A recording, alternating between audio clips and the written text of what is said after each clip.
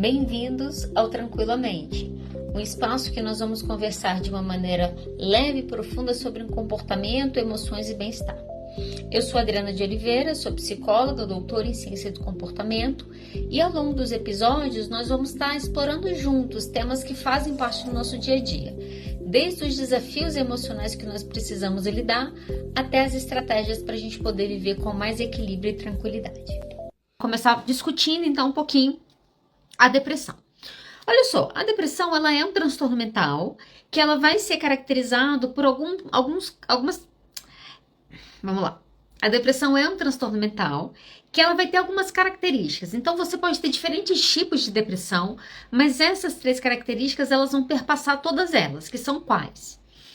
Tristeza profunda, perda de interesse e a pessoa começa a ter dificuldade de manter a vida dela em funcionamento. Para vocês terem noção, a OMS vai defender que a depressão ela é uma doença incapacitante.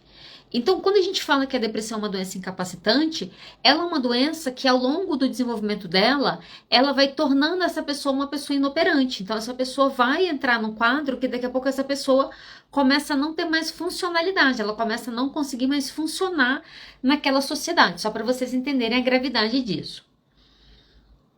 Acho que uma coisa importante aqui para a gente diferenciar rapidamente é que tem uma diferença quando a gente fala de um transtorno depressivo, quando eu falo de um luto ou quando eu falo de uma tristeza. Tristeza é uma emoção normal que todo mundo sente em muitos momentos da vida. O luto, ele vai parecer muito com a depressão em termos de sintomas, tá?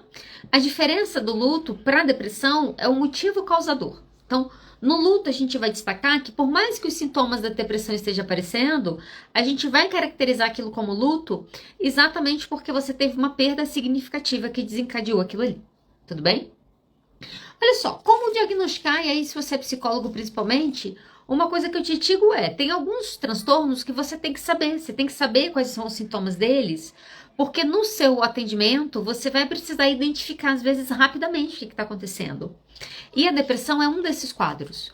Infelizmente, o índice de depressão no nosso país ele é muito alto, né? Como eu estava te falando, da América Latina, nós somos o país com o maior número de depressão.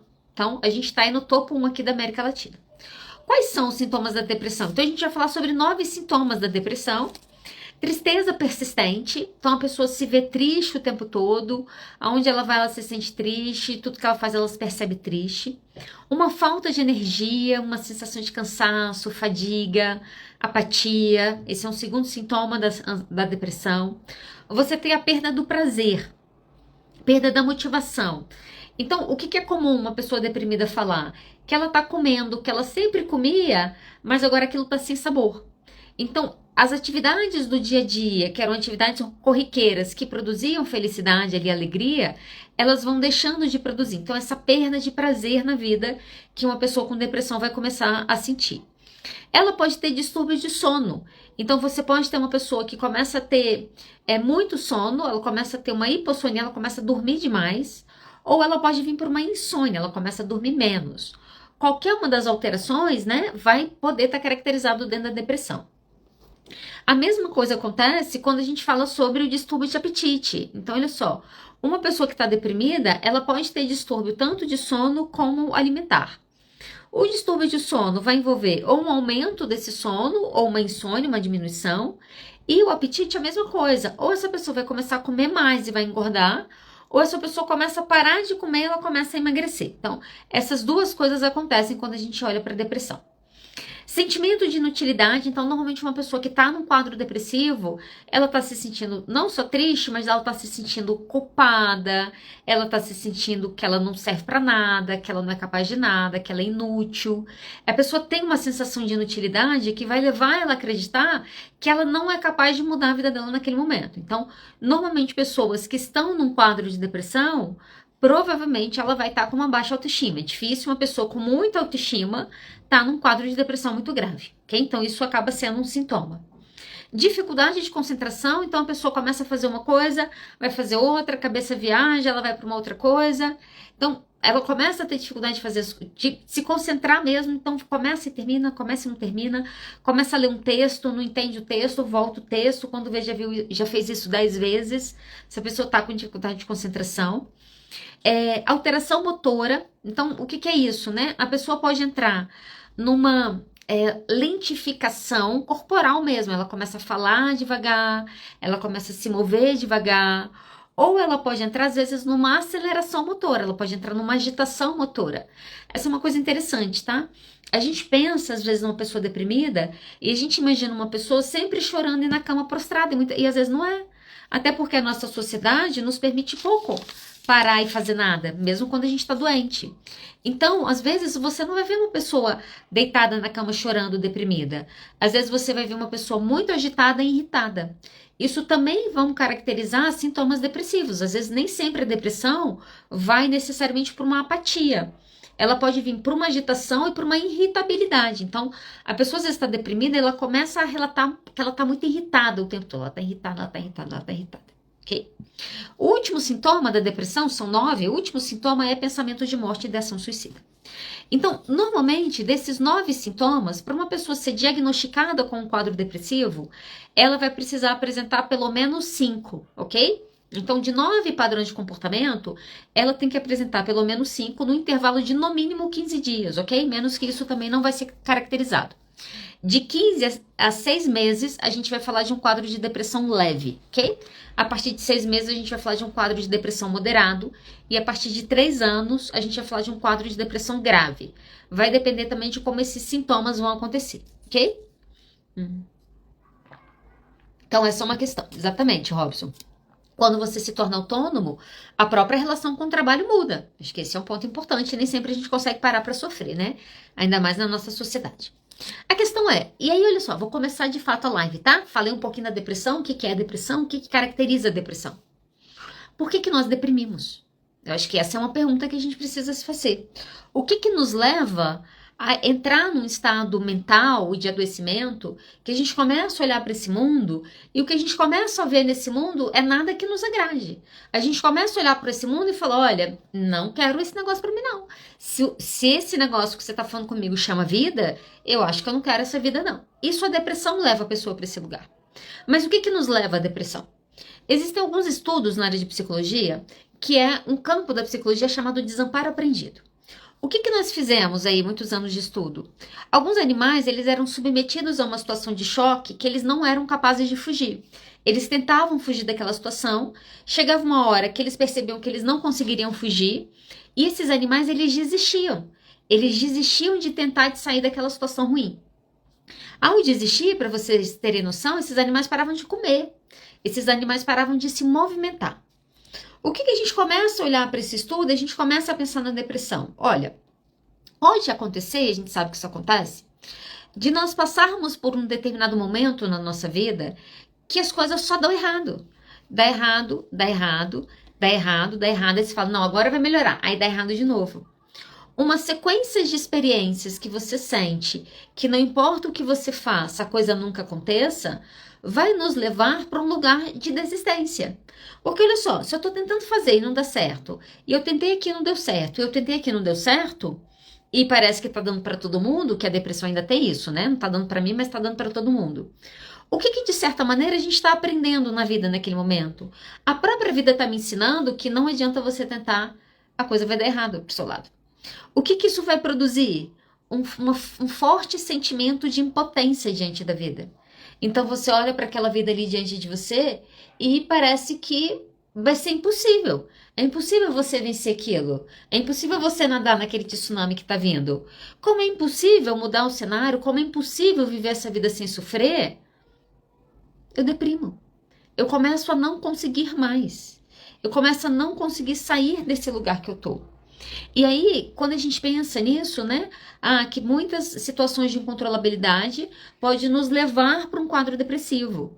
Por isso que depressão é algo tão comum. Mas por que é algo tão comum? Porque todos os seres humanos vão enfrentar situações de desamparo aprendido em algum momento. Como é isso?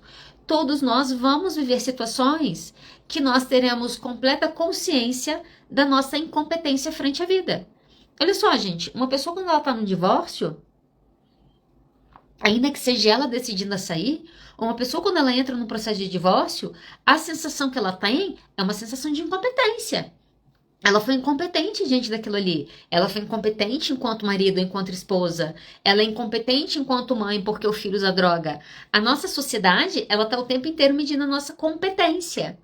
E aí, se eu tenho vários atestados de incompetência, eu começo a falar para mim mesmo que, olha só, não vale a pena. Você não sabe fazer nada. E aí a gente vai ter um ponto crítico na depressão, que é o quê? Uma das coisas muito características da depressão é a tristeza profunda, uma sensação de vazio. Seja em qual tipo de depressão for, né? A gente tem alguns tipos, essa tristeza ela vai estar sempre presente. A tristeza e a falta de energia. Então, o nosso primeiro desafio quando a gente vai lidar com a depressão é que a gente está lidando com uma pessoa que ela não tem energia. Ela não tem energia. Imagina seu celular já está lá na economia de bateria.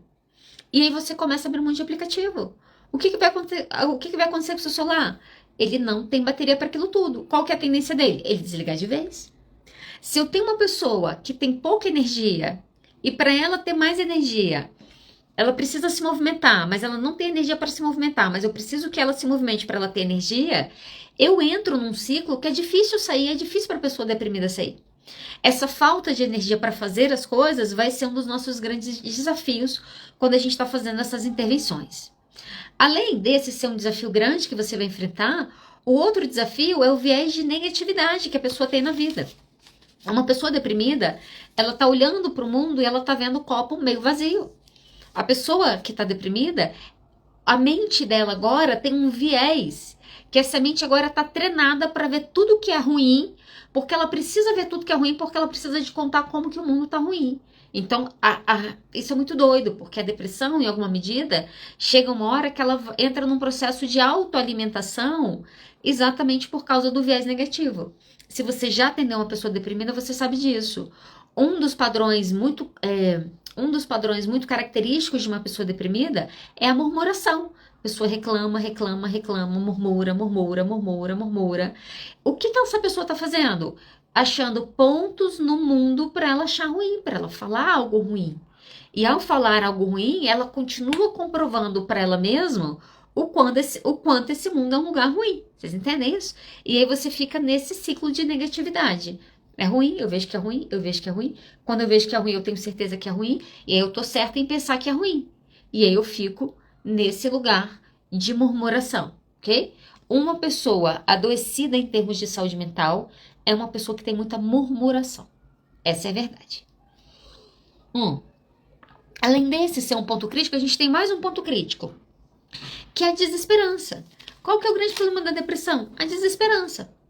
Como que vai ser seu futuro? Não sei.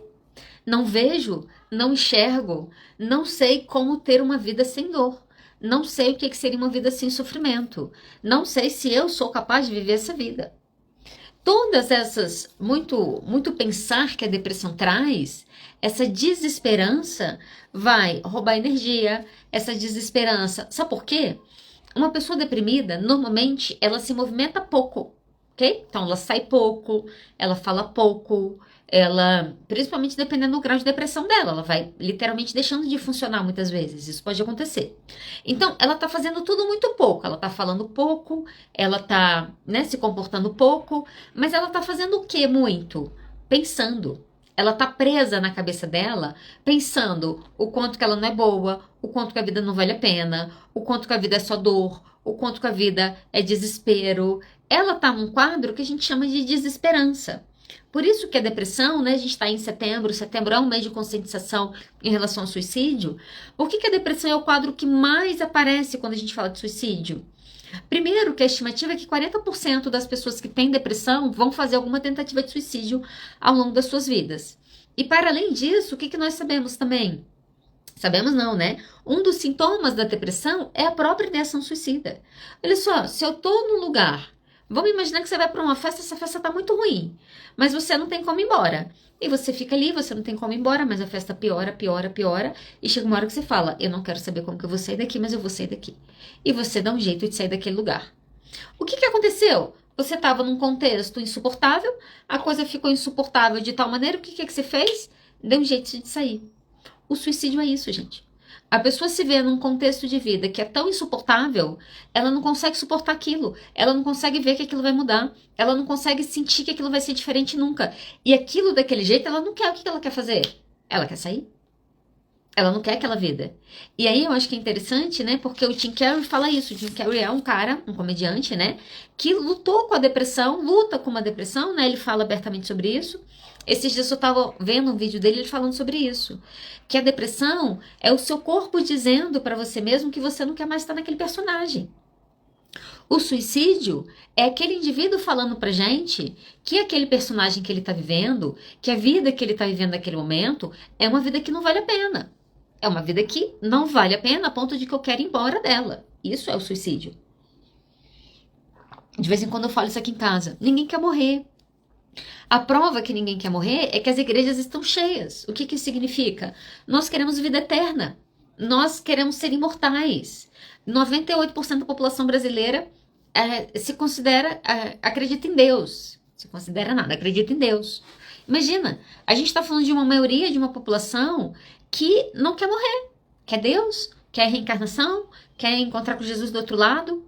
E aí, o que acontece na vida de uma pessoa que ela acha que não vale a pena ela tirar a vida dela, se nós queremos ser imortais? Porque chegou num grau de sofrimento tamanha que a pessoa olha para a vida dela e ela não consegue ver algo diferente daquilo. E isso é muito característico do quadro de depressão, ok? Como que a gente vai intervir, né? Vou falar disso para a gente caminhar para o final. Como que a gente vai intervir num quadro de depressão? Um paciente deprimido, eu não vou mentir para vocês não, é um paciente difícil, é um paciente que cansa. Porque a energia dele é muito baixa, né? Ele é muito pessimista. É sempre quase muito filosófico a sessão. Tem que ser filosófico a sessão. Por quê, né? Por que atender um paciente deprimido você tem que ir para a filosofia muitas vezes? Porque você está tentando resolver, você está tentando responder uma questão sem resposta. A gente está tentando responder se a vida vale a pena. A gente está tentando responder qual que é o sentido da vida. A gente está tentando responder se tem propósito ou não tem. A gente tá tentando responder essas coisas. Porque numa depressão que a vida não faz sentido, eu preciso saber se tem como eu resgatar isso para saber se vale a pena eu continuar vivendo. Então, como que eu vou intervir num quadro depressivo? A primeira coisa que você precisa fazer, entender, é que você vai precisar de muito vínculo com aquele paciente, ok? Precisa de vínculo, vai precisar de muita empatia, precisa de muita validação e principalmente, gente, precisa de muita paciência. A gente tem pouca paciência de maneira geral. Eu me vejo sempre com pouca paciência dentro de casa, no meu dia a dia, nas minhas coisas. Mas quando você tá com um paciente deprimido, você tem que ter paciência. Por quê? Eu costumo dizer que o paciente ansioso, ele tá doido para você passar uma lista de tarefas para ele fazer, para ele resolver a ansiedade dele. Se não fosse assim, ele não seria uma pessoa ansiosa, querendo resultado e querendo que você resolvesse a vida dele, olha só. Mas e o paciente deprimido? O paciente deprimido começa no problema 1. E o problema 1 é, ele não tem energia. Ele não tem energia para sair da cama. Ele não tem energia, às vezes, para tomar banho. Ele não tem energia para fazer as coisas que você pede para ele fazer. E isso se torna um problema. Então, você precisa ter paciência e, principalmente, para você entender que você vai caminhar na velocidade dele, não na sua. A gente, enquanto terapeutas, e em alguma medida o nosso paciente nos pede isso. O paciente nos pede pressa. Ele quer parar de sofrer logo. Ele quer resolver rápido o que está acontecendo. Só que o ponto é que não tem como eu ter pressa. Eu não posso ter pressa, muito menos numa depressão. Por quê? Porque a gente está devagar mesmo. O corpo está devagar. Você investiu no seu vínculo terapêutico? Invista em psicoeducação sobre depressão. O que eu vejo, gente, com os pacientes deprimidos? A primeira coisa é a dificuldade em aceitar o próprio diagnóstico. 99% dos pacientes que eu já atendi com depressão relatavam que tinham vergonha de terem depressão, que eles preferiam ter outras coisas. Gente, eu já ouvi uma pessoa falando que ela preferia ter câncer a ter depressão. Quando uma pessoa fala isso, ela está nos relatando o quanto de tabu existe sobre a saúde mental, o quanto de estigma existe sobre uma pessoa deprimida. Por quê? Porque a gente aprendeu que está na nossa cabeça, a gente aprendeu que depressão é falta de homem, é falta de louça para lavar, né? Depressão no homem, esse homem é fraco. A gente nunca olha para a saúde mental de uma maneira caridosa, a gente sempre olha com muito preconceito.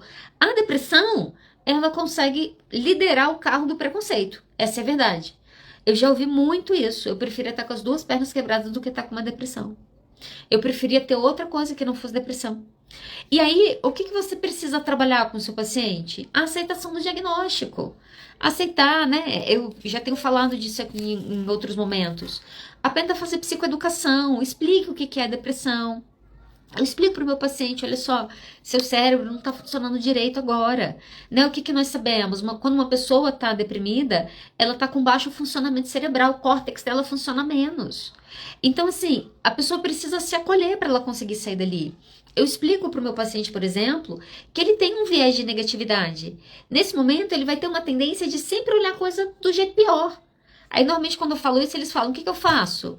Aí eu falo, você precisa se treinar. A gente precisa se treinar para ver a vida de uma outra maneira. A gente precisa se treinar para ver se tem como a gente construir um outro caminho, que não aquele que a gente está. Então, trabalhar com psicoeducação é sempre um bom caminho para você trabalhar mesmo em quadros depressivos. Uma outra coisa, e aí, né, podia ter começado a falar sobre isso, não quis propositalmente, que se você for um terapeuta comportamental ou um terapeuta cognitivo comportamental, uma das coisas que você aprendeu é que não existe nada melhor para depressão do que ativação comportamental. Então, a gente tem muitas pesquisas com ativação comportamental. É a intervenção que mais mostra resultados para quadros depressivos, ok? E aí, o que eu vejo que as pessoas fazem? Pessoa deprimida, vão fazer uma ativação comportamental. Aí, você entra com a ativação comportamental e tá errado. Por quê? Porque você não tem vínculo, porque o seu paciente não aceita o diagnóstico dele, porque o seu paciente não entende que tem coisas que nesse momento ele realmente não vai conseguir fazer. E aí você vai pedir para ele fazer uma coisa, ele vai tentar fazer mais, ele não vai conseguir, ele vai se sentir frustrado. Para você começar a fazer uma ativação comportamental, garanta que exista vínculo terapêutico entre você e seu paciente. Garanta que ele está aceitando o quadro dele. Garanta que a gente vai começar devagarzinho e ele entende que devagarzinho vai ser melhor, que a gente não vai ter pressa em fazer isso. Eu falo muito isso com os meus pacientes. Nós vamos precisar imprimir constância para você chegar onde você quer. A gente não precisa de pressa. Se você começa com pressa, muitas vezes você não consegue sustentar aquilo por muito tempo. Vamos começar devagar, um pouquinho de cada vez, e a gente vai fazer igual a tartaruguinha que venceu a lepre, caminhando sem parar. Aí eu começo a fazer ativação comportamental.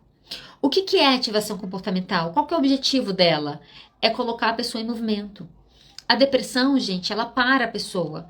A depressão faz a pessoa ficar trancada em casa. A depressão faz a pessoa entrar no isolamento. A depressão faz ela ficar presa na mente dela, se sentindo uma merda, se sentindo péssima, se sentindo... Entendeu? A depressão faz isso. A depressão vai parando a pessoa. O que a gente precisa... O que a ativação comportamental vai se propor a fazer? Vamos ajudar a colocar essa vida da pessoa em movimento. Eu te digo isso.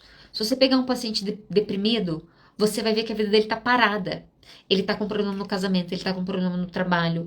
Ele tá assim, aonde ele olha, tem problema. Ele não tá satisfeito com as coisas. E aí, muitas vezes, essa pessoa não se sente capaz de sair desse lugar. O que eu faço? Eu quero colocar ela em movimento. Como que eu faço isso? Eu vou fazer devagar. Por onde que normalmente eu começo ativação comportamental? Autocuidado. Eu falo, algumas coisas eu falo com meus pacientes. Eu falo, olha, esses dias eu até falei isso com uma paciente minha. Ah, não melhoro, quero me matar. Aí eu virei pra ela, e seu sono? Aí um dia ela falou, não tô dormindo, o remédio não tá me ajudando. Eu falei, olha só. Falei, para tudo. Para tudo. Ela falou, por quê? Eu falei, enquanto você não dormir bem, não tem como você sair dessa depressão. Isso vale pra depressão, isso vale pra ansiedade. Enquanto você não regula o seu sono, você compromete todo o seu sistema neurológico. Então eu falei com ela, a gente vai precisar resolver o seu sono. Enquanto o seu sono não estiver bom, a gente não tem como avançar. Ah, mas e as outras coisas? A gente vai fazer uma coisa de cada vez. Vamos começar devagar. Vamos começar com um exercício leve. Ah, você tem que fazer atividade física. Não é para morrer de correr na academia. É para caminhar com o cachorro. É para dar uma volta por dia. É para andar meia hora no primeiro dia. A gente precisa caminhar com metas realistas. Cuidado com isso.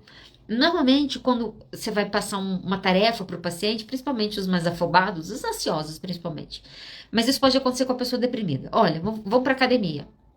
Ela se matricula, ela vai todo dia. Aí ela vai no primeiro dia, ela fica 1 hora na academia. Aí no outro dia ela não consegue ir porque ela tá quebrada de tanta dor.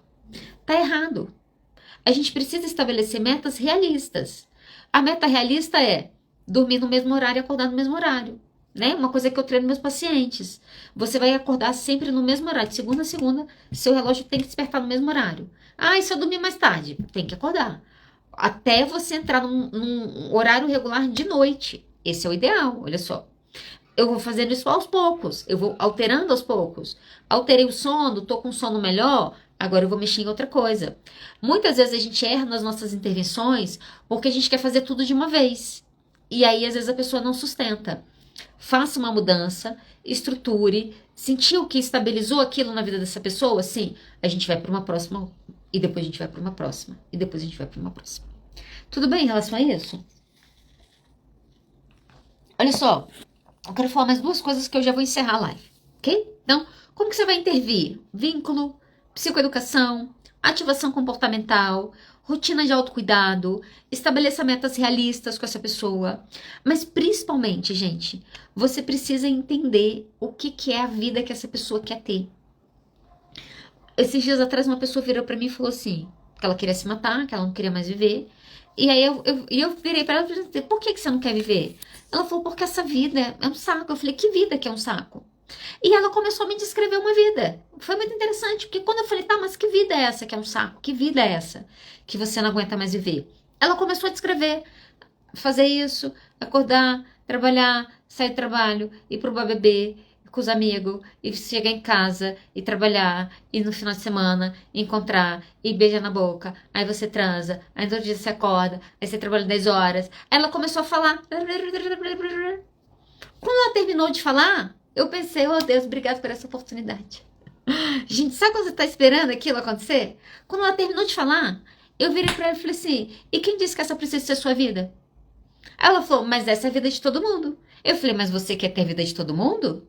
Eu falei, pelo que eu tô entendendo, não. Porque o que você tá me dizendo é que tem um estilo de vida aí que você tava vivendo e que essa vida não faz sentido nenhum pra você. E que viver essa vida não faz sentido nenhum pra você. Ela falou, é. Eu falei, por que você não pode viver outra? Ela falou, eu não sei. Eu falei, mas aí é uma outra coisa. Olha só, muitas vezes eu não saber como construir a vida que eu quero é uma questão, é um problema a ser resolvido. Um problema a ser resolvido não nos leva à depressão. O que nos leva à depressão? Achar que nós não conseguimos mudar a realidade que nós nos encontramos. Olhar para uma vida e acreditar que eu não tenho como viver nada diferente daquilo.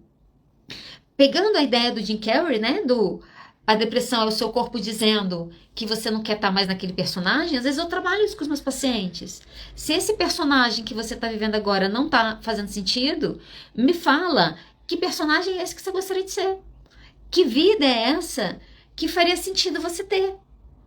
Sabe por quê? E aí, sabe o que acontece que eu observo? Quando chega a depressão na nossa vida, ou quando chega uma ansiedade na nossa vida, ou um transtorno mental, que seja, o que nós fazemos com ele? Nós te odiamos, nós não queremos você aqui, por favor, saia o mais rápido possível. É isso que nós fazemos. No caso da depressão, como você tem muito estigma relacionado à depressão, o que nós fazemos quando ela entra na nossa casa? Nós a escondemos. As pessoas escondem que elas estão deprimidas. As pessoas, você fala, fulano nem parece deprimido. As pessoas não fingem depressão. As pessoas fingem estarem bem.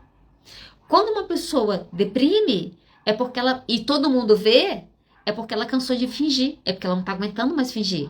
Aí todo mundo começa a ver, mas posso te dizer, ela está em depressão há 1 ano ou 2 já. Por quê? Porque a depressão tem muito estigma. Se eu tô num personagem que eu não quero, eu discuto isso com os pacientes. Você quer morrer? Vamos morrer. Vamos morrer em vida.